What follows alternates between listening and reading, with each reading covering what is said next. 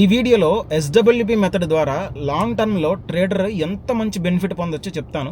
Already నేను SWP గురించి ఒక వీడియో చేశాను. ఒకవేళ చూడకపోతే ఒకసారి ఆ వీడియో చెక్ చేయండి. లెట్స్ టేక్ ఒక ట్రేడర్కి ఒక ట్రేడింగ్ స్ట్రాటజీ ఉందనుకోండి అండ్ కన్సిస్టెంట్గా 5% పర్ మంత్ రిటర్న్స్ ఇస్తుంది అనుకోండి.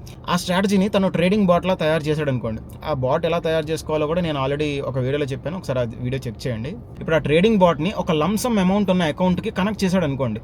లెట్స్ టేక్ ఆ లంసమ్ అమౌంట్ 1 crore రూపీస్ అనుకోండి, లేదా 100K ఫండెడ్ అకౌంట్ ద్వారా ఏం చేయొచ్చు. బట్ లెట్స్ టేక్ ఒక 1 crore రూపీస్ లంసమ్ అకౌంట్కి ఈ ట్రేడింగ్ బాట్ని కనెక్ట్ చేశారనుకోండి.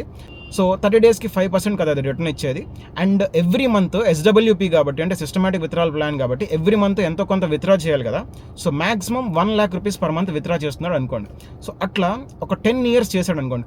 విత్డ్రా చేస్తున్నారు అండ్ ఇంకొక పక్క కాంపౌండింగ్ కూడా జరుగుతుంది. సో అట్లా 10 years తర్వాత మాక్సిమం ఎంత విత్డ్రా చేస్తాడు? 1 lakh పర్ మంత్ అంటే 1.2 crore 10 years తర్వాత తను విత్డ్రా చేస్తాడు.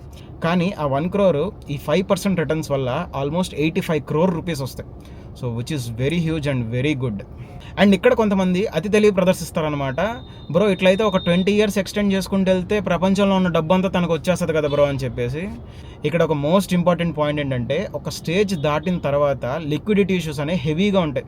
ఆ లిక్విడిటీ ఇష్యూస్ వల్ల ఏంటంటే మంత్లీ 1% సంపాదించాలన్నా కూడా చాలా కష్టం. బట్ అది ఎవరికి వస్తుంది?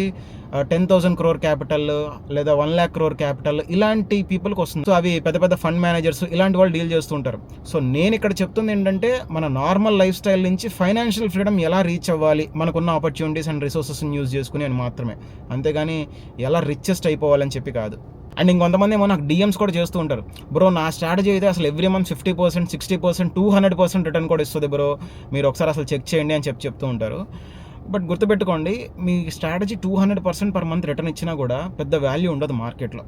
కానీ ఒక పర్సన్ 5% పర్ మంత్ సంపాదిస్తుంటే ఒక 1 year అట్లా చేశాడు అనుకోండి కన్సిస్టెంట్గా, జస్ట్ 5% పర్ మంత్ అంటే 1 yearకి 60%.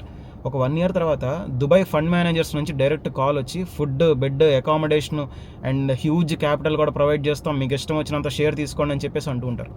That's the power of consistency. నేను ఆల్రెడీ పాత వీడియోస్లో కూడా చెప్పాను, consistency is more powerful than speed అని చెప్పి.